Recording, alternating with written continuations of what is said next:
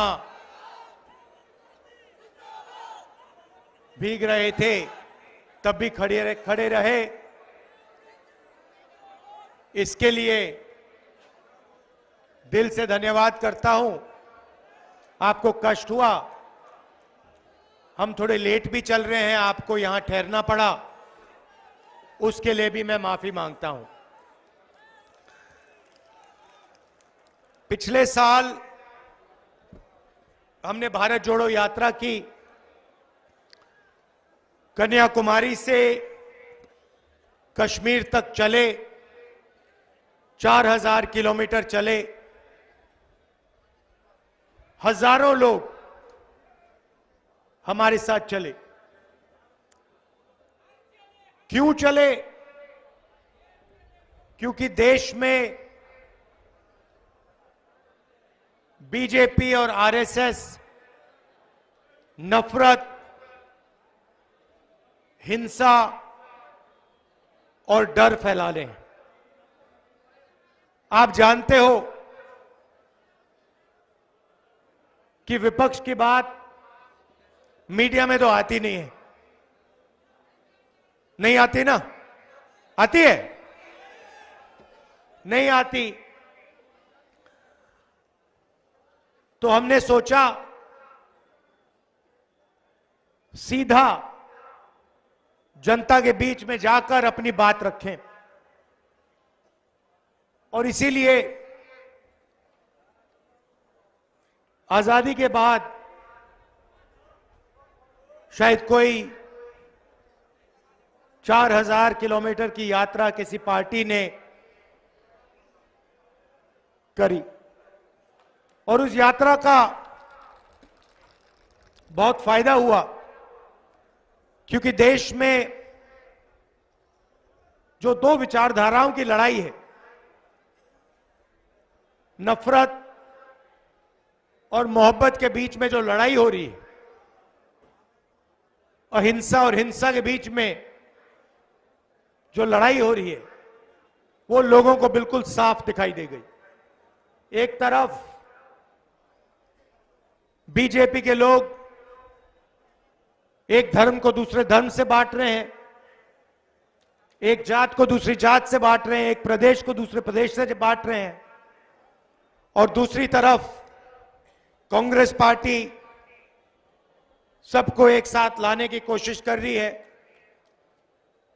और यात्रा से एक लाइन में कांग्रेस पार्टी की पूरी विचारधारा एक लाइन में आ गई। नफरत के बाजार में मोहब्बत की दुकान खोलती है कांग्रेस पार्टी। अब बहुत सारे लोग आए हमारे पास, उन्होंने कहा देखिए आप कन्याकुमारी से कश्मीर तो चले, मगर ऐसे बहुत प्रदेश हैं जहां आपने अपना मैसेज, अपने विचार नहीं पहुंचाए। बंगाल है, असम है, नॉर्थ ईस्ट है, उड़ीसा, झारखंड, छत्तीसगढ़, गुजरात। तो बहुत सारे लोगों ने कहा कि आपको वहां भी जाना चाहिए, एक दूसरी यात्रा होनी चाहिए, मणिपुर से महाराष्ट्र तक। और हमने ये बात मान ली, और इसलिए मैं आज आपके सामने यहां खड़ा हूं।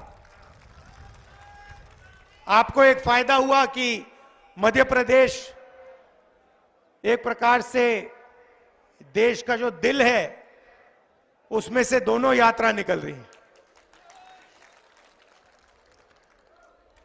इसमें हमने एक और शब्द जोड़ दिया। पहली यात्रा भारत जोड़ो यात्रा थी, दूसरी यात्रा में हमने न्याय शब्द जोड़ दिया।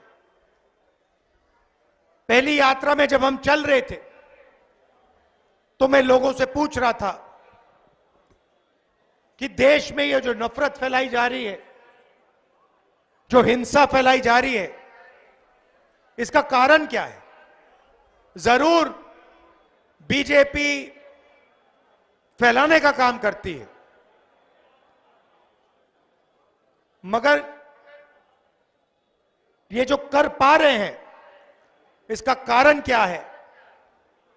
और सबने मुझे जवाब दिया, इसका कारण अन्याय है। अलग अलग तरीके के अन्याय हो रहे हैं।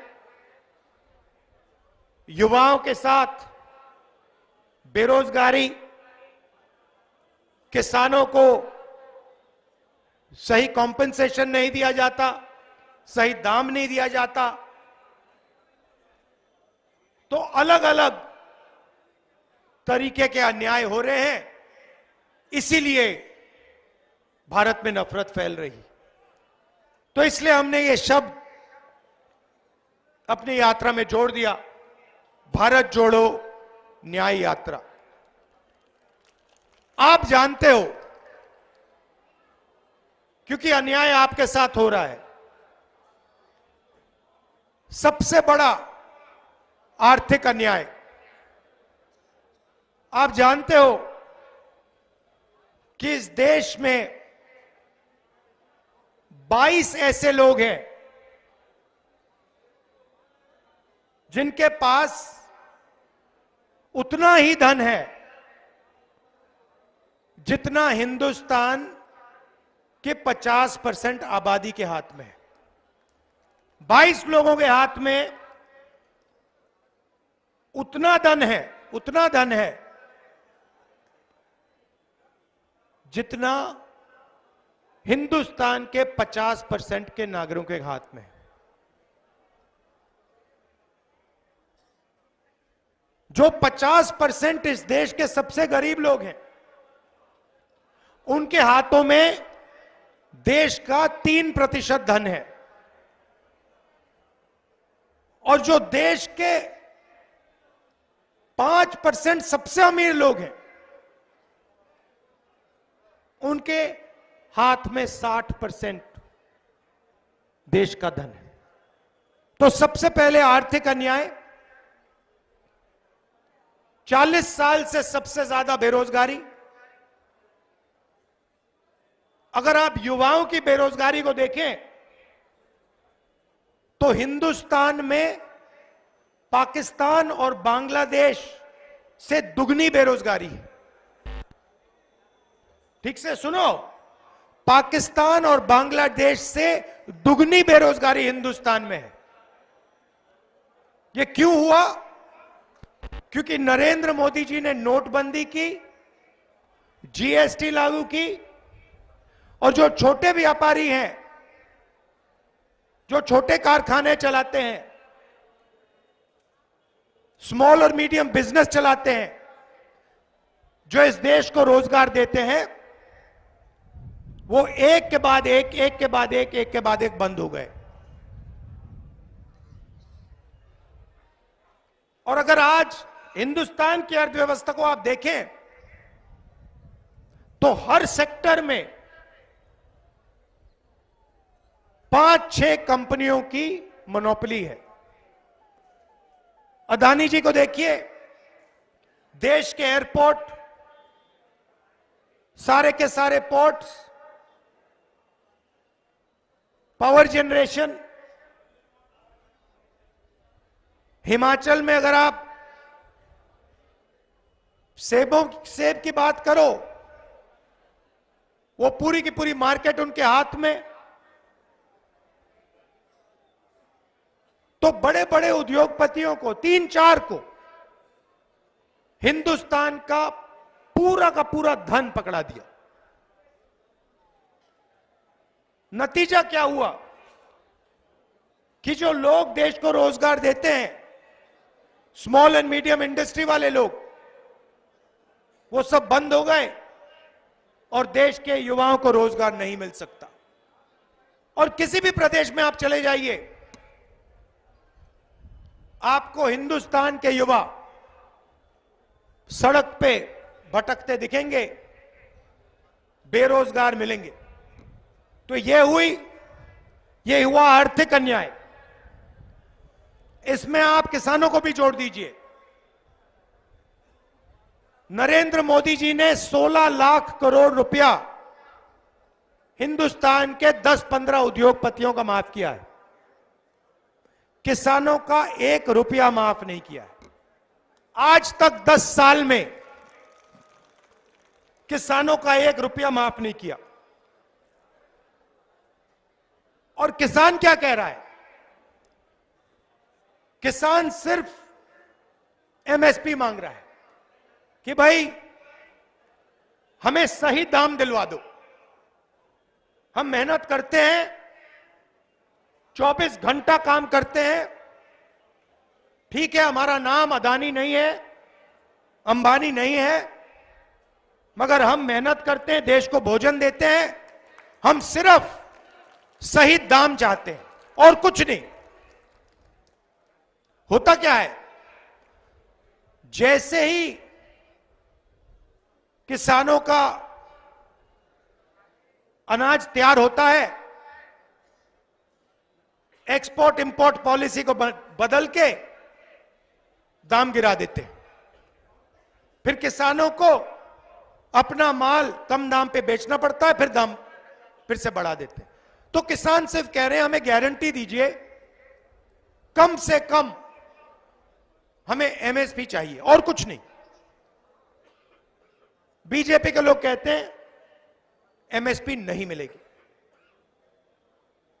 मैं आपको यहां कह रहा हूं, जैसे ही दिल्ली में कांग्रेस पार्टी की सरकार आएगी, हमने मैनिफेस्टो में लिख दिया है लीगल एमएसपी हिंदुस्तान के किसानों को हम दे देंगे। तो ये हुआ आर्थिक अन्याय। अब इसमें आप सामाजिक अन्याय जोड़िए। इस देश में 50% पिछड़े लोग हैं, 15% दलित हैं, 8% आदिवासी हैं। कितना हुआ? 73% लोग या पिछड़े हैं, या दलित हैं, या आदिवासी हैं। और आपकी भागीदारी कहीं भी नहीं है। आप हिंदुस्तान की सबसे बड़ी कंपनियों की लिस्ट निकालो, मैंने निकाली है, उनके मालिकों के नाम देखो। 73% आबादी में से आपको एक मालिक नहीं मिलेगा। फिर सीनियर मैनेजमेंट की लिस्ट निकालो, उसमें भी आपको एक व्यक्ति नहीं मिलेगा। मीडिया में जाके देखो, मीडिया की बड़ी कंपनियों की लिस्ट निकालो, मालिकों के नाम निकालो, आपको नहीं, ठीक है, आपको एक मालिक नहीं मिलेगा 73% से। बड़े बड़े रिपोर्टर्स के नाम निकालो,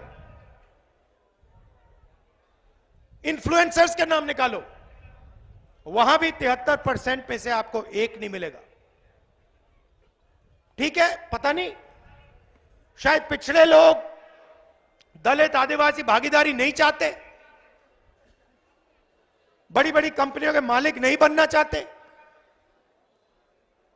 मीडिया में भागीदारी नहीं चाहते। चलो तो फिर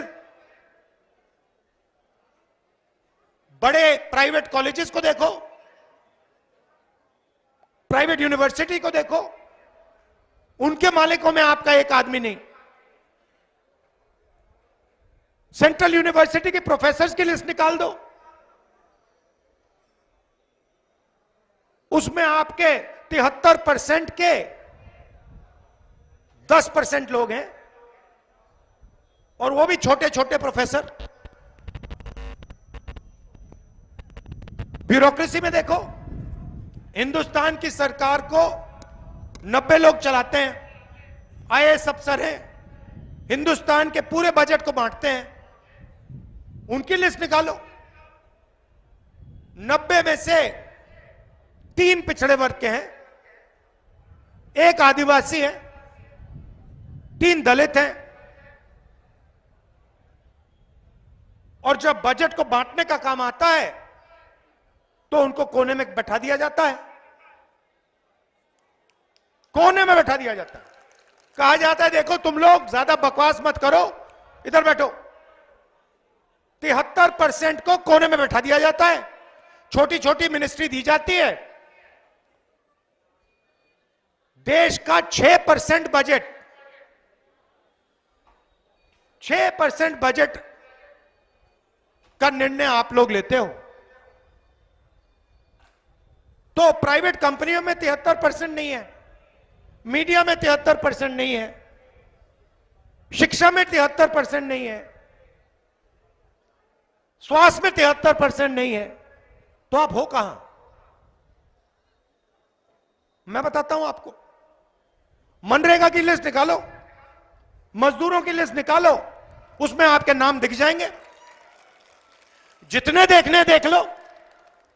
कॉन्ट्रैक्ट लेबर की लिस्ट निकालो, उसमें आपके नाम दिख जाएंगे। सफाई कर्मचारियों के नाम निकालो, उसमें आपके नाम दिख जाएंगे। तो ये नरेंद्र मोदी जी कर रहे हैं। एक तरफ सामाजिक अन्याय, दूसरी तरफ आर्थिक अन्याय।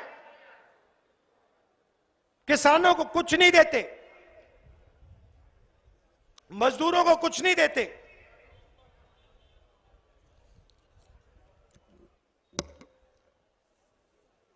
और पूरा का पूरा फायदा 10-15 बड़े बड़े उद्योगपतियों को देते हैं। इसीलिए हमने यात्रा में न्याय शब्द जोड़ दिया, क्योंकि हम चाहते हैं कि इस देश में ये जो अन्याय फैल रहा है ये खत्म हो और गरीब लोगों को, कमजोर लोगों को न्याय मिलना शुरू हो। सामाजिक न्याय का क्रांतिकारी कदम जाति जनगणना है। ठीक है, जिस दिन ये हो गया, उस दिन 73% को इस देश में भागीदारी मिलनी शुरू हो जाएगी। वो पहला कदम है, क्योंकि आप लोगों को अपनी शक्ति पता लग जाएगी। आपको पता लग जाएगा कि भाई हम 73% हैं और हमें कुछ मिल नहीं रहा इस देश में। जाति जनगणना 2 स्टेप्स का होगा। 2 सवाल के जवाब उससे मिलेगा। पहला, पिछड़ों की कितनी आबादी, दलितों की कितनी, आदिवासियों की कितनी, और दूसरा, इस देश में जो धन है वो धन कैसे बटा है। आदिवासियों के हाथ में कितना है, दलितों के हाथ में कितना है, पिछड़ों के हाथ में कितना है, और ये जो सारी की सारी संस्थाएं हैं इसमें कौन से वर्ग के कितने लोग हैं, ये आपको आपकी आंखों के सामने आ जाएगा और आपको पता लग जाएगा कि आपके साथ कितनी बेईमानी की जा रही है और आपको कितना गुमराया जा रहा है।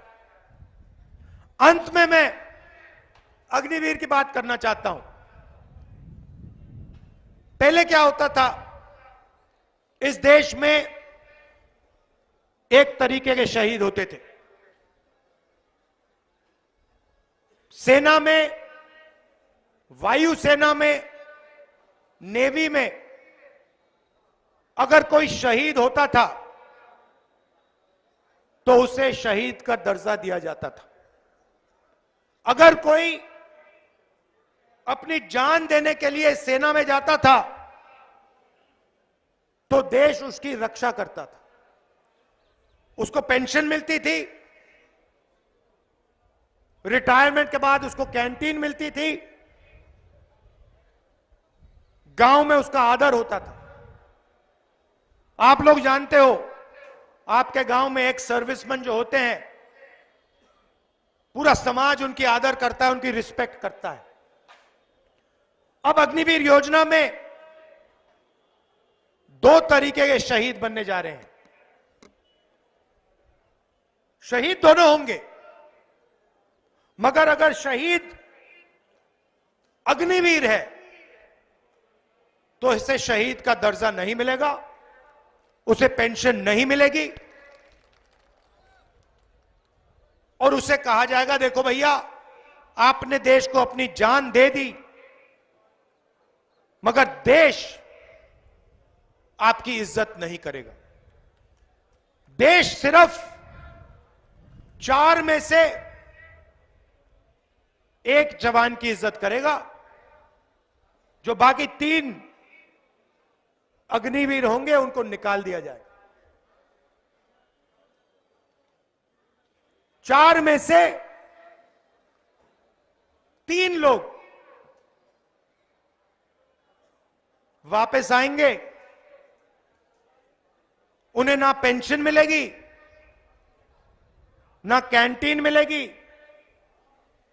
ना उनको गांव में कोई रिस्पेक्ट मिलेगी। और ये अग्निवीर योजना हो क्यों रही है? क्योंकि सरकार चाहती है कि डिफेंस का जो बजट है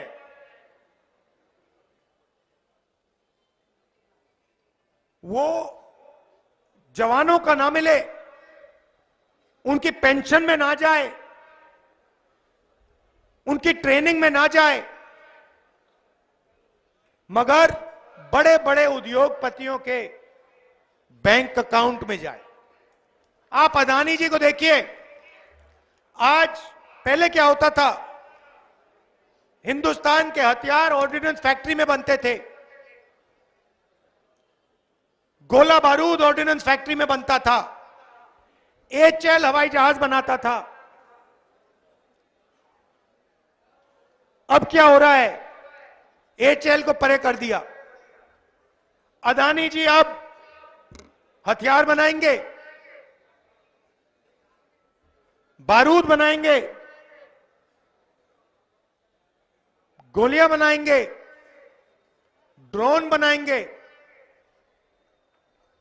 हवाई जहाज बनाएंगे। और भाइयों बहन, ये बनाने वाले नहीं है, ये होगा क्या, ये बाहर कंपनी को कॉन्ट्रैक्ट दिया जाएगा, बाहर की कंपनियों को कॉन्ट्रैक्ट दिया जाएगा और अदानी जी को उनका पार्टनर बनाया जाएगा और फिर उनका माल अदानी जी यहां बेचेंगे और डिफेंस का बजट सीधा अदानी जी के बैंक अकाउंट में जाएगा और हमारे जवानों को कहा जाएगा देखिए अदानी जी का जमाना है, आपका बेटा मर गया, आपका भाई मर गया, उसको हिंदुस्तान की सरकार शहीद का दर्जा नहीं देगी, उसकी रक्षा नहीं करेगी, तुम जानो तुम्हारा काम जाने। ये अदानी जी का जमाना है। धन्यवाद। ये होने वाला है। तो इसीलिए हमने न्याय यात्रा शुरू की और आपने इस यात्रा का इतना समर्थन किया, अपनी पूरी की पूरी शक्ति आपने इस यात्रा में डाली। इसके लिए मैं आपको दिल से धन्यवाद करता हूं। नमस्कार, जय हिंद।